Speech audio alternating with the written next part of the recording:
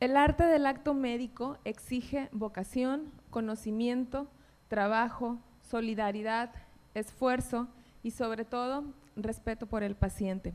Cuando un médico trata a un enfermo, no solo ayuda a recuperar su salud, también trae alivio a su corazón y al de sus seres amados. Buenos días y bienvenidos al segundo día de conferencias de nuestro quinto curso de actualización en el primer nivel de atención, organizado por el Colegio de Especialistas y Residentes en Medicina Familiar del sur de Tamaulipas. Y a nombre de nuestro presidente, el doctor Jesús Javier Mejía Inglés, agradecemos su valiosa asistencia. La diabetes mellitus es uno de los problemas más graves de salud pública que enfrenta México. El factor más preocupante no es solo su diagnóstico, sino la falta de control de la misma, lo que incide de manera directa y altamente preocupante en complicaciones mortales y discapacitantes, causando daños severos a la salud y a la calidad de vida del paciente y sus familiares, así como la carga económica de grandes dimensiones para el Sistema Nacional de Salud y por lo tanto al país. A continuación, el doctor Emanuel Marín Valdés Solís, quien es egresado de la Universidad del Noreste, especialista en endocrinología y nutrición por el Hospital de Especialidades del Centro Médico Nacional Siglo XXI y cuenta con un curso de alta especialidad en obesidad y trastornos de la conducta alimentaria en el Instituto Nacional de Ciencias Médicas y Nutrición Salvador Subirán, nos hablará sobre las metas de control y algoritmos de tratamiento en diabetes. Recibámosle con un fuerte aplauso.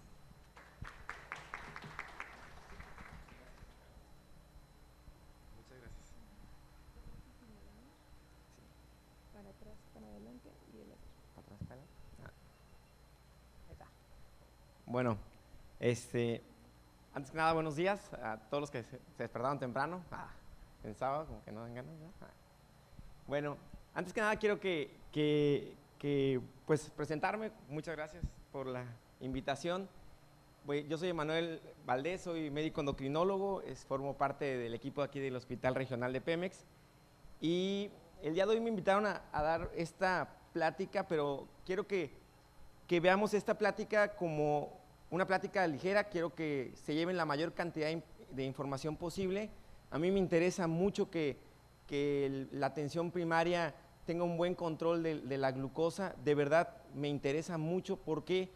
Porque a largo plazo se ha demostrado que el control que se lleva a cabo de manera primaria pues beneficia al paciente a largo plazo, ¿no? Entonces, nosotros nos hemos dado cuenta que México tiene una alta prevalencia de diabetes mellitus. Aproximadamente el 9 al 10% de la población nacional cursa con este diagnóstico, pero tenemos una alta tasa de complicaciones. Entonces, yo quiero dar esta plática juntando dos guías, más que nada, bueno, las dos guías más importantes que nos generan actualización cada año o cada 2 años sobre las metas del control de la diabetes, y una de ellas es la ADA y la Asociación Americana de Endocrinólogos Clínicos. Entonces, yo quería empezar esta ponencia con un caso clínico. Tenemos un paciente masculino de 42 años, es trabajador activo. Dentro de sus antecedentes familiares tiene carga genética para diabetes mellitus tipo 2 en padre y madre, no especifica la edad de presentación de la diabetes. Tiene antecedente de hipertensión arterial sistémica genética, bueno, antecedentes familiares, y tiene su padre que tuvo un evento isquémico cardíaco a la edad de 52 años. El paciente tiene 42, como bien vimos, y tiene tabaquismo desde los 16 años hasta la actualidad. Consume aproximadamente 20 cigarros al día y alcohol 3 veces a la semana desde los 20 años y pues nomás toma 6 cervezas, ¿no? Él tiene antecedente de diabetes mellitus tipo 2, bueno, se diagnosticó como tipo 2, en tratamiento con metformina, 500 miligramos cada 12 horas, es irregular en la toma, tiene una valoración de fondo de ojo sin evidencia de retinopatía diabética y nega neuropatía diabética dolorosa.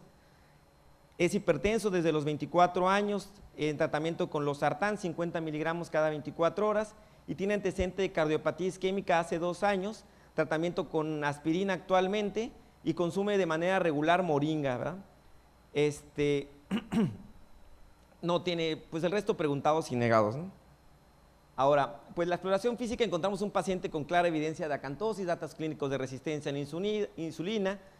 Nos damos cuenta que el paciente también tiene pues acantosis a nivel de los nudillos y pues Estos son, pues, son datos clínicos de que el paciente pues tiene una alta insulina en su cuerpo y pues obviamente posteriormente pues la presentación de diabetes y estas complicaciones que ya sabemos, ¿no? Ahora, a la exploración física encontramos una tensión arterial de 140/80, frecuencia cardíaca 79, un peso 89 kilogramos y un índice de masa corporal de 33. Como sabemos, tiene una obesidad tipo pues, grado 1, ¿no? A la exploración física, pues cardiopulmonar sin alteraciones, pero en la exploración de fondo de ojo, el paciente pues ya sabemos que no tiene alteraciones y en la prueba de monofilamento pues no hay alteración, el reflejo aquilio está presente y la discriminación punto presente, la temperatura normal, no hay resequedad, no hay datos de micosis, solamente encontramos alteración de la vibración con el diapasón en la cual pues no se, el paciente percibe una disminución de la vibración comparado con lo que nosotros sentimos al momento de realizar la prueba con el diapasón, ¿no? Ahora, sus estudios de laboratorio, encontramos un paciente con una glucosa de 223, con un colesterol 210, con un colesterol LDL de 145, HDL de 36, triglicéridos de 189, TGO de 65, TGP de 56, pues un poquito elevada las transaminasas, una biometría hemática normal, la tasa de filtración glomerular calculada por CK-de-EPI, la marca en 95, y una hemoglobina glucosilada de 9.5 y encontramos una elevación de la concentración de proteínas o albúmina en orina de 195 miligramos en 24 horas, ¿no? Bueno, entonces, aquí la pregunta, con estas características de este paciente, ¿cuáles creen ustedes que sea la meta de hemoglobina glucosilada? ¿Cuáles ustedes le pusieran de meta de hemoglobina glucosilada a este sujeto? Recordando que tiene 42 años, recordando que el paciente tiene un evento cardiovascular isquémico, no tiene datos de retinopatía, no tiene datos de neuropatía diabética, quizás muy leve con la prueba de la vibración alterada, pero ¿cuál sería la meta adecuada para este paciente de glucosilada? ¿Cómo lo trataríamos en nuestra consulta? ¿Alguien alguna respuesta? De verdad que no hay ninguna respuesta errónea. Menor a 7 de hemoglobina glucosilada. Entonces, la meta de hemoglobina glucosilada nos hemos dado cuenta de acuerdo a los estudios que se han hecho, el estudio Advance, ACORD, UKPDS, el estudio de los veteranos, nos hemos dado cuenta de varios detalles que son importantes a tomar en cuenta.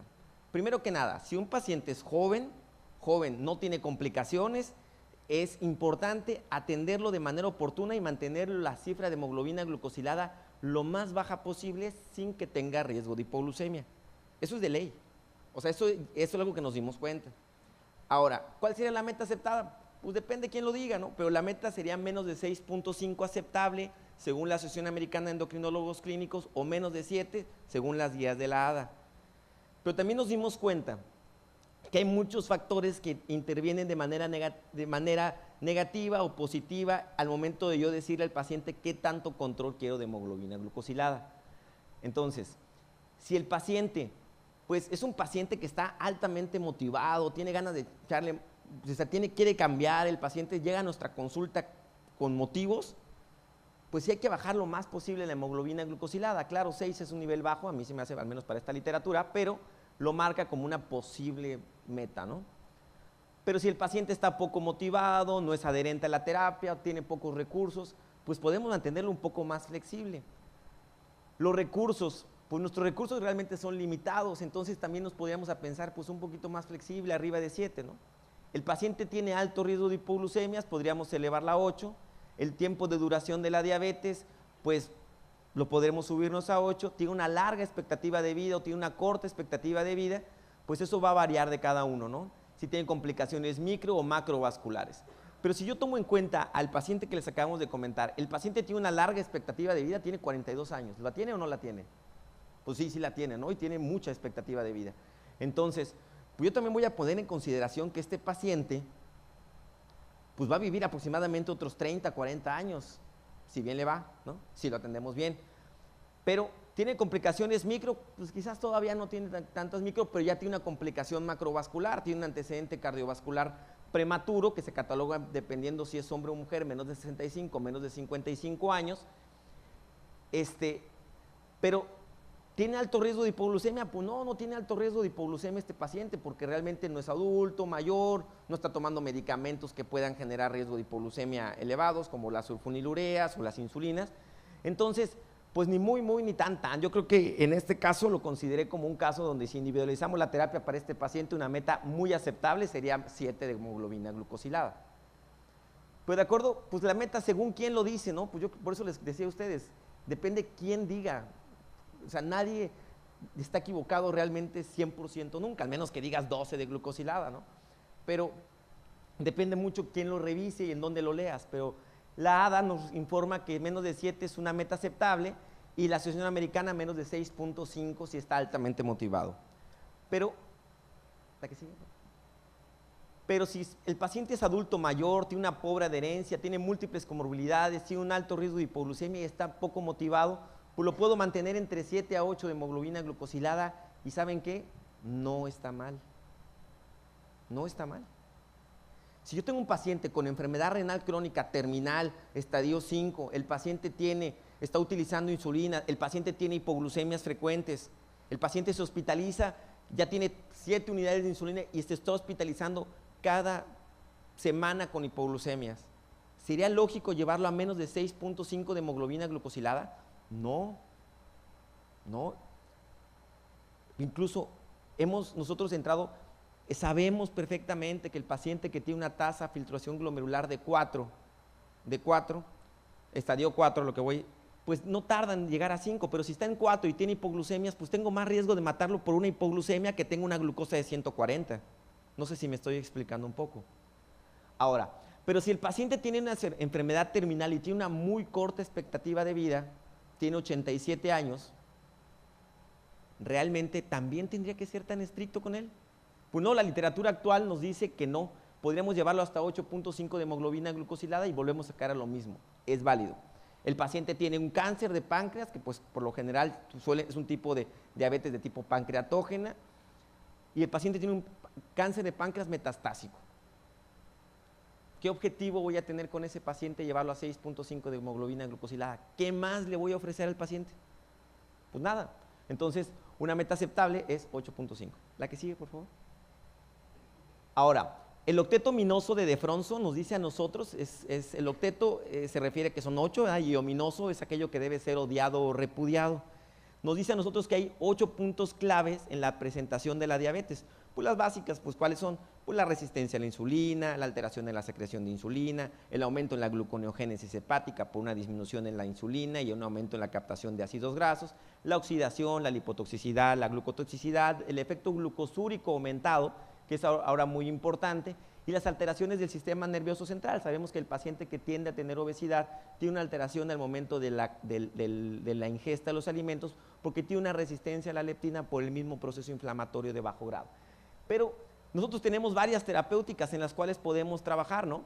De rojo tenemos marcados aquí la terapia que aumentan de peso, las tiazonidionas, que es las glitazonas, que es más fácil decirlo, las sulfonilureas, la insulina que tiende a aumentar de peso, las que tienen efecto, las que son verdes que tienden a perder peso como la metformina, los análogos de GLP-1 y los SGLT2 que tienden a perder peso, y los que tienen efecto neutro en el peso son los inhibidores de DPP-4. Y pues todo esto pues son nuestros arsenales terapéuticos para poder disminuir la glucosa, ¿no? Aquí sigue, por favor.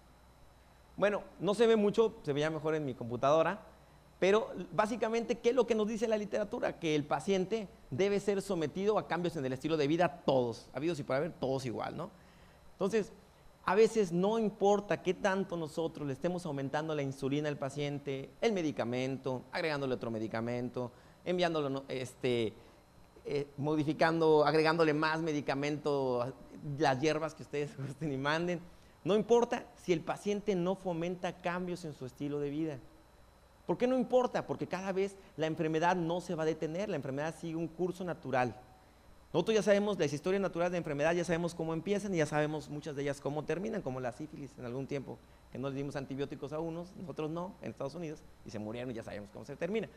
Pero en los pacientes diabéticos, pues muchos de ellos hicieron el estudio sin decirnos, ¿verdad? No se trataron, como muchos, y sabemos las complicaciones y sabemos cómo termina la historia, ¿no? Pero ¿qué nos recomienda la literatura? Que una persona mujer consuma entre 1200, 1300 kilocalorías a 1500 y si es hombre entre 1500 a 1800. ¿Saben ustedes más o menos cuántas kilocalorías tiene una rebanada de pizza? 450 kilocalorías. Un refresco, 100 mililitros de, perdón, no 100 mililitros, 200 mililitros de refresco, ¿saben cuántas kilocalorías tiene? Aproximadamente 100. Entonces cuando nos tomamos una coca de 600, pues son 300 kilocalorías. Porque yo le digo a las mujeres, si tú te comes 2 rebanadas de pizza y una coca, pues ya no debes de desayunar ni cenar, porque ya cumpliste tu requerimiento diario de kilocalorías. ¿Sí queda claro o no queda claro? Eso. ¿Y una hamburguesa? Como 700, 800 kilocalorías. Por eso a mí cuando me dicen, es que nomás como una hamburguesa, como 2 hamburguesas a la semana, pues qué bueno. Entonces, pero si el paciente tiene un alto consumo de kilocalorías, pues no lo voy a llevar de un día para otro de 3.500 o 4.000 kilocalorías a 1.500 kilocalorías. Porque ¿qué cree que va a hacer la paciente? Pues nunca más me va a volver a ver. Porque si este doctor está loco, me está matando de hambre. Y realmente se mueren, porque imagínense, entran hasta en cetonemia. Ahora, entonces, ¿pero cuánto es lo recomendado cuando tiene un alto consumo? Disminuir entre 500 a 750 kilocalorías del consumo total diario que tiene el paciente, de acuerdo a un conteo calórico, y pues ahí nosotros lo vamos sumando, ¿no? Ahora, disminuir el consumo de grasas trans, que los tienen todos los productos que consumimos en H&B. Enviar a nutrición, es una recomendación 1A, ya es una recomendación enviar al paciente a nutrición.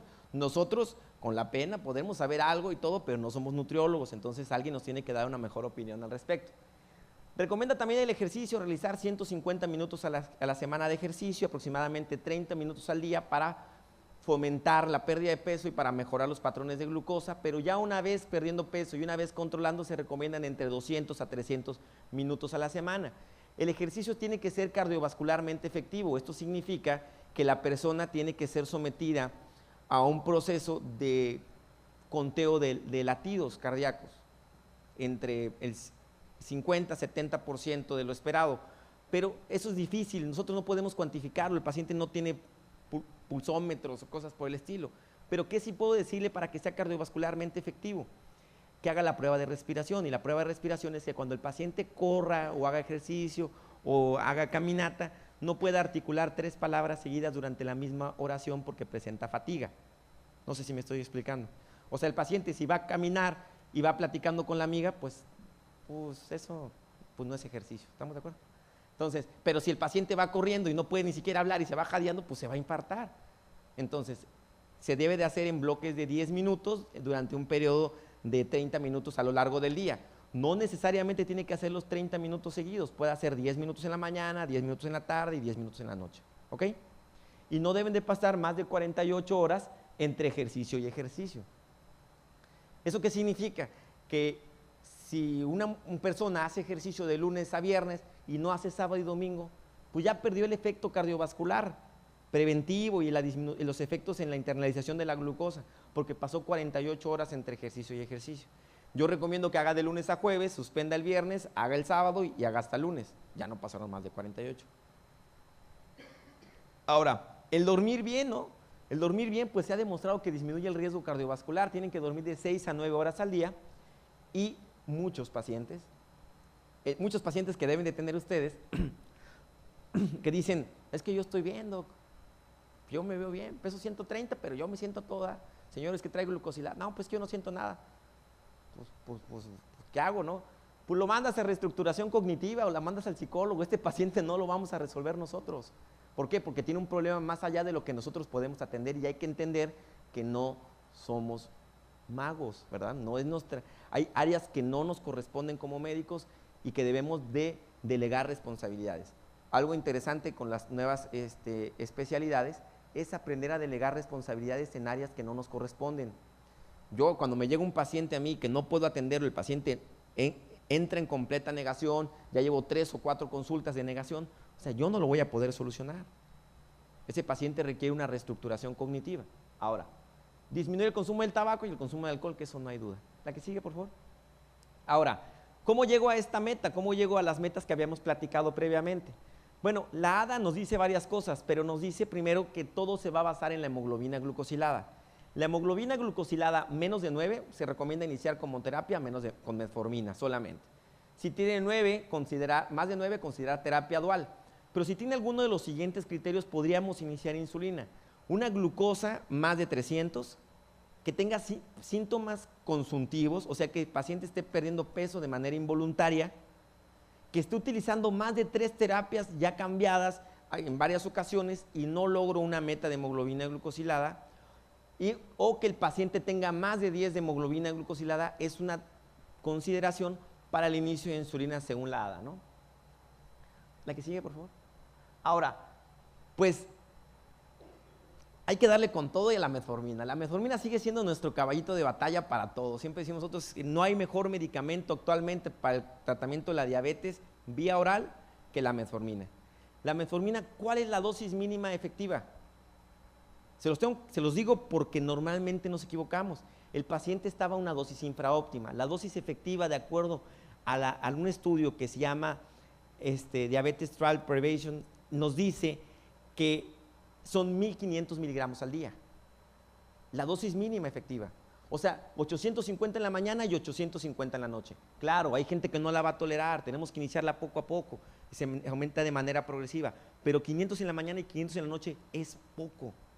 Entonces consideremos que 2500 miligramos al día normalmente nos va a ser útil, ¿vale? Ahora, debemos de titular de dosis menor a mayor.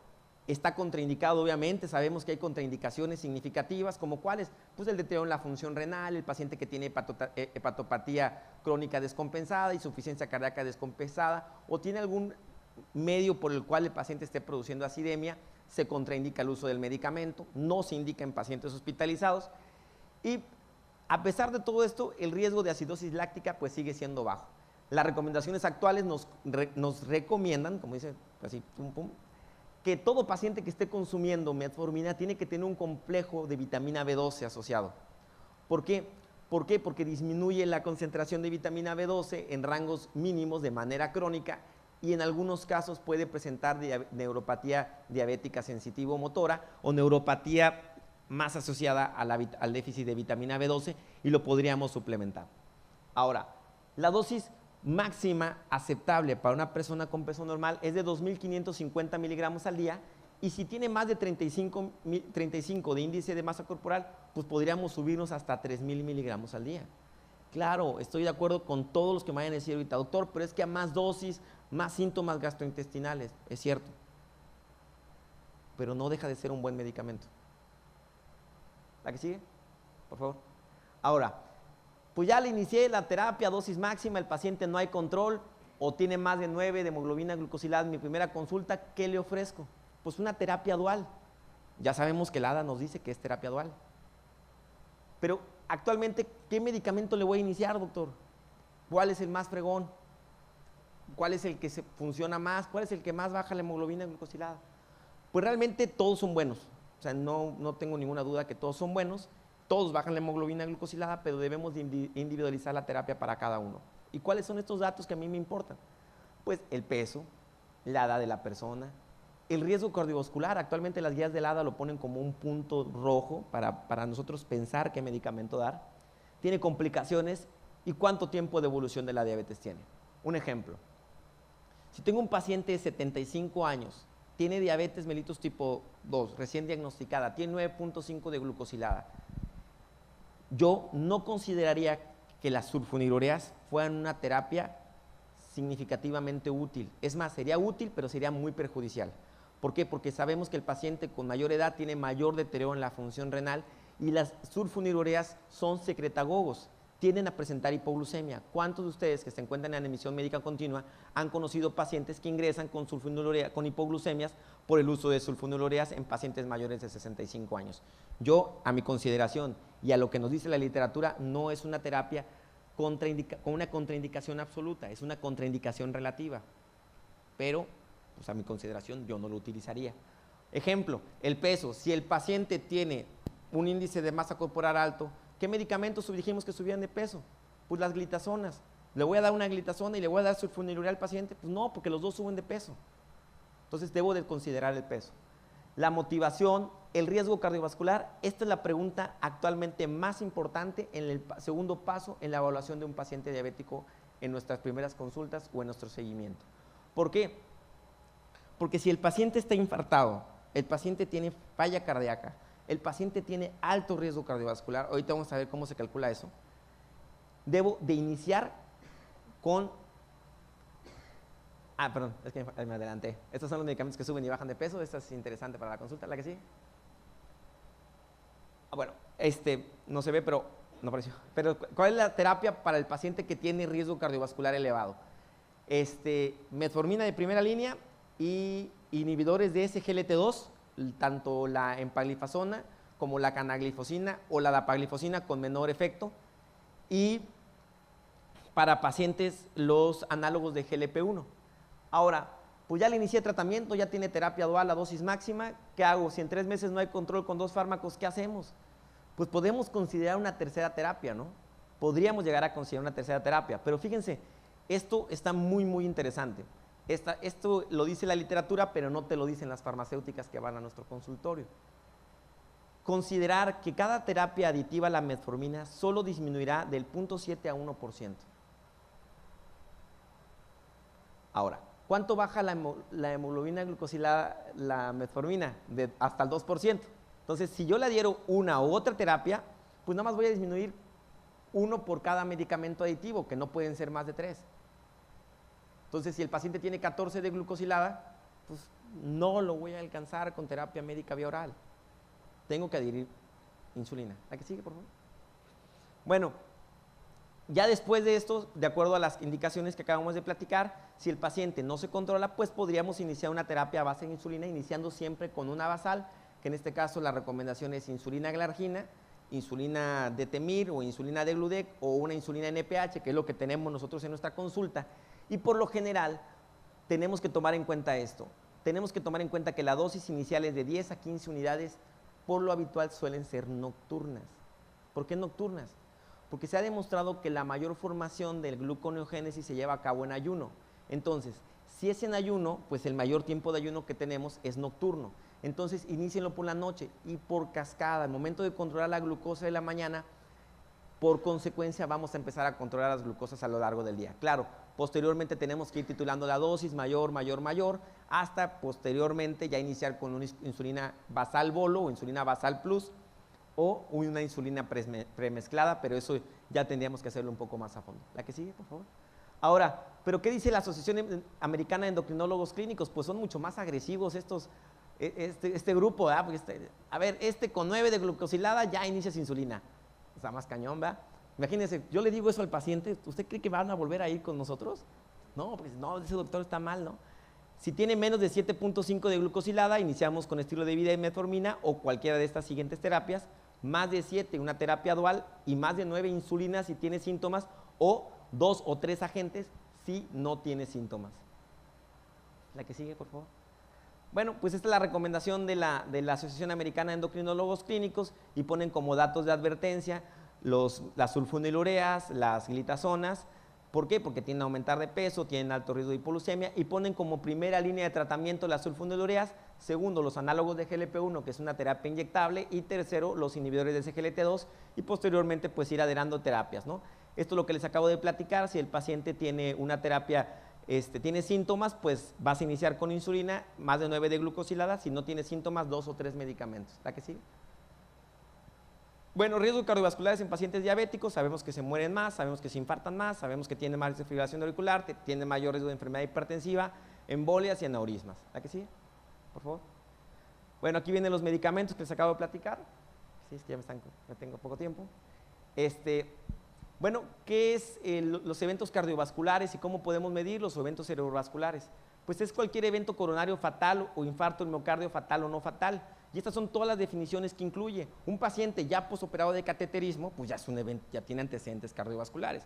Un paciente que ya tiene una enfermedad periférica documentada oclusiva, pues ya tiene un evento cardiovascular. Una prueba de estrés para isquemia, un gamagrama positivo o una resonancia magnética del corazón positivo para isquemia, pues ya se cataloga como un paciente con riesgo cardiovascular muy alto. ¿La que sigue, por favor? Ahora, los beneficios de los análogos de GLP-1, vamos a hablar de los dos medicamentos que más beneficios tienen, además de la metformina.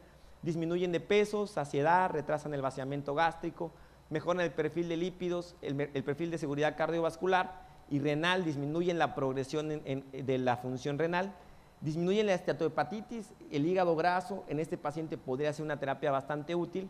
Mejoran el perfil de lípidos, llegan a disminuir la presión arterial y está aprobado para pacientes con eventos cardiovasculares previos. ¿A qué sigue, por favor? Y también pues, se utiliza como una terapia para pérdida de peso. Este paciente tiene sobrepeso y a mayor dosis, mayor disminución de peso llegamos a presentar. Entonces, y la liraglutide, que es el Saxenda, que muchos de nosotros ya lo conocemos, se ha demostrado que puede llegar a perder hasta el 7% del peso corporal en un periodo de aproximadamente 52 semanas, y pues la mayoría de ellos les va muy bien. Otros medicamentos como el Orlistat, liraglutide y eso, pues son buenos, pero el Orlistat es muy bueno, pero pues no se compara el beneficio del liraglutide, que no solamente sirve para la diabetes, pues comparado con el Orlistat, que en el estudio Sendo solamente fue 4 kilos a 3 años o 4 años. ¿A que sí? Muy poco. Ahora, los beneficios de los SGLT2: disminuyen la mortalidad por todas las causas y hospitalizaciones por falla cardíaca, disminuyen la presión, disminuyen la insulina, disminuyen la insulina y la glucosa, presentan una disminución de la albuminuria, pierden peso, disminuyen la adiposidad visceral, disminuyen el estrés oxidativo, disminuyen triglicéridos, aumentan muy leve el LDL, no significativamente para aumentar el riesgo de infartos, incluso lo disminuyen. Entonces, hay que acordar que los inhibidores de SGLT2 actúan a nivel del túbulo contorneado proximal renal, que es donde se reabsorbe la mayor cantidad de glucosa, y actúan sobre un cotransportador, el cotransportador sodio-glucosa. Entonces, los efectos cardiovasculares benéficos del paciente es cuando toman el medicamento, tiran sodio y tiran glucosa. Al momento de que tiran sodio, tiran agua, tiran el volumen sistémico y disminuyen el remodelamiento ventricular, porque disminuyen la precarga como la poscarga y las resistencias vasculares periféricas, y pues el medicamento, pues para fines prácticos, es como un diurético junto con un glucosúrico. Ahora, entonces, pues los inhibidores de SGLT2 tienen efectos en la glucosuria, aumentan la natriuresis y para fines prácticos, pues disminuyen un proceso inflamatorio local cardiovascular, disminuyen la apoptosis, el estrés oxidativo, inflamación.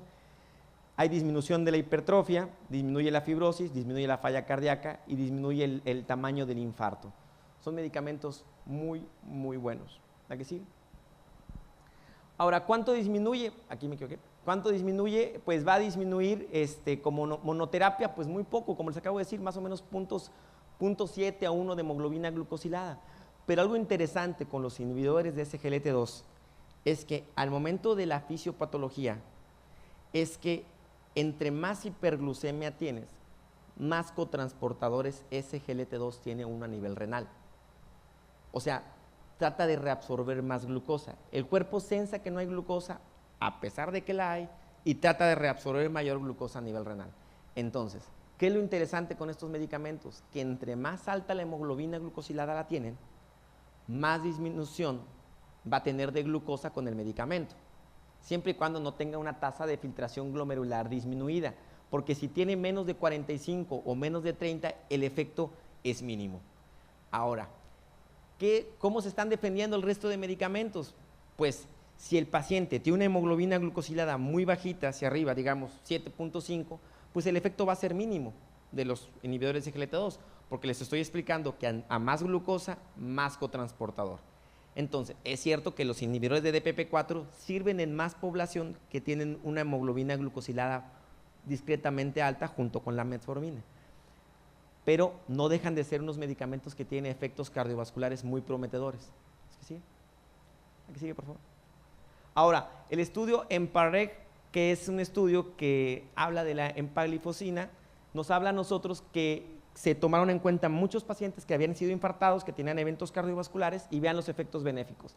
Hubo una reducción del 36% en el riesgo relativo de muerte cardiovascular, hubo una reducción del 32% en la mortalidad por todas las causas y hubo una reducción del 56% en hospitalizaciones por falla cardíaca. Es buen medicamento. ¿A qué sigue? Y pues aquí podemos ver las tablas de beneficios cardiovasculares de muerte a largo plazo. Y creo que ya me pasé, la que sigue. Bueno, la paglifosina también funciona, pero no para pacientes significativamente infartados, que es algo que se acaba de demostrar. Simplemente funciona para pacientes que tienen en poblaciones de bajo riesgo. En el resto no fue tan significativo porque los estudios no se hicieron como deberían. ¿A que sí? Por favor. Ahora, ¿qué es lo interesante? Pues lo que buscamos ahora es generar una combinación entre dos medicamentos que tienen efectos cardiovasculares prometedores, los inhibidores de SGLT2 y los análogos de GLP-1. Lo que aquí buscamos es un efecto superaditivo cardiovascular. No hay estudios todavía que junten los SGLT2 con los análogos de GLP-1 junto con la metformina y beneficios cardiovasculares que me imagino, quiero imaginarme, aunque en medicina no podemos imaginar nada porque todos son hechos, que sumándolos pues les va a ir mucho mejor a los pacientes, ¿no? ¿A que sí? Ahora la combinación de SGLT2 más DPP4 pues funciona, sí, pero un beneficio cardiorrenal dudoso. La seguridad cardiovascular pues está demostrada con ambos, pero no se ha demostrado que tenga una modificación de la tasa de filtración glomerular ni albuminuria. La saxagliptina, que es un medicamento de DPP4, pues aumentó la tasa de falla cardíaca. No lo damos, la verdad yo no lo doy. Y pues eso es importante. ¿La que sigue? Ahora, ¿cuál sería la meta de presión arterial en los pacientes que tienen hipertensión? Pues eso vuelve a caer a lo mismo, ¿quién lo dijo, verdad? Pero recientemente nos presentamos en un congreso y un señor que sabe mucho sobre hipertensión nos dijo a nosotros, la meta actualmente es de 120 a 129, 70 a 79 de presión arterial en el paciente diabético, evitando que sea menos de 120 a 80 en pacientes que tienen un muy alto, que tienen eventos cardiovasculares previos. ¿Por qué? Porque también se ha demostrado que bajar mucho la presión tampoco es tan benéfico. Entonces, esto dice la ADA, pero fue del 2018 y esto es muy, muy reciente. ¿La que sigue, por favor? Ahora, ¿qué más le puedo ofrecer? Pues perder al 10 al 15% del peso corporal, pues aplicar una dieta DASH, disminuir el consumo de alcohol y mejorar su actividad física. ¿La que sigue, por favor? Ahora, ¿cuántos medicamentos voy a dar? Pues por lo general, si el paciente tiene, esto es según la ADA, ¿no? Si el paciente tiene pues entre 140 y 190, pues ya es hipertenso, pues vamos a empezar con un solo agente. Por lo general iniciamos yecas o aras. Si tiene albuminuria, pues con más razón yecas o aras. Pero si el paciente tiene nuestra primera consulta 160-100, iniciamos una doble terapia, no lo vamos a alcanzar con un medicamento. Y posteriormente vamos a tener que vigilar y agregar medicamentos conforme sea necesario. ¿Cuáles son las metas de LDL en estos pacientes? Bueno, pacientes se van a diferir de acuerdo a cada características clínicas, pero si el paciente tiene un antecedente, un evento cardiovascular previo establecido y el paciente es diabético, pues la meta de LDL, la ADA nos dice que es menos de 70, pero estas nuevas recomendaciones nos marcan menos de 55, ¿no? Y pues se catalogan en riesgo extremo, muy alto, moderado y riesgo bajo. Voy contratiempo, entonces les paso las diapositivas. ¿La que sigue? Bueno, en caso de que el paciente no hubiera tenido infartos, ¿cómo hubiéramos planteado el caso? Pues le hubiéramos hecho un cálculo de riesgo cardiovascular. Descarguen esta aplicación, que es una aplicación de riesgo cardiovascular, ASCVD, Risk, una calculadora de estimación de riesgo del American College of Cardiology, y nos dice que todo paciente que tenga más de 10% del riesgo, pues va a requerir una terapia a base de aspirina, y más del 7.5 nos dice que requiere una terapia con estatinas, ¿no? Independientemente del nivel de LDL inicial. Entonces, esta calculadora nada más van a meter puntos ustedes y nos dicen riesgos y al final hasta que nos puede recomendar quién requiere estatinas y quién requiere aspirinas y quién requiere ajuste de tratamiento antihipertensivo. Es una muy buena fórmula y lo podemos aplicar todos en nuestra consulta. ¿La que sigue? Bueno, conclusiones. La terapia médica a base de metformina persiste como nuestro primer arsenal terapéutico en pacientes con falla cardíaca, riesgo cardiovascular alto, albuminuria. Podríamos sugerir SGLT2 o análogos de GLP-1. En caso de falla, la segunda terapia, la combinación de análogos de GLP-1 podría ser útil con un efecto superaditivo. Y pues hay pendientes estudios controlados aleatorizados que evalúen la eficacia en pacientes con riesgo cardiovascular bajo. Esto, bórrenlo, ya salió un estudio hace como 10 días, el estudio de Declare, bueno, en el New England, que nos dice que el paciente con bajo riesgo cardiovascular muestra beneficio cuando se le da dapagliflozina, que es el Forxiga. Pero es donde les digo que no hubo beneficio en pacientes ya infartados, pero sí en pacientes no infartados, como que queda la discrepancia. ¿Qué pasó ahí? Bueno, listo, sería todo.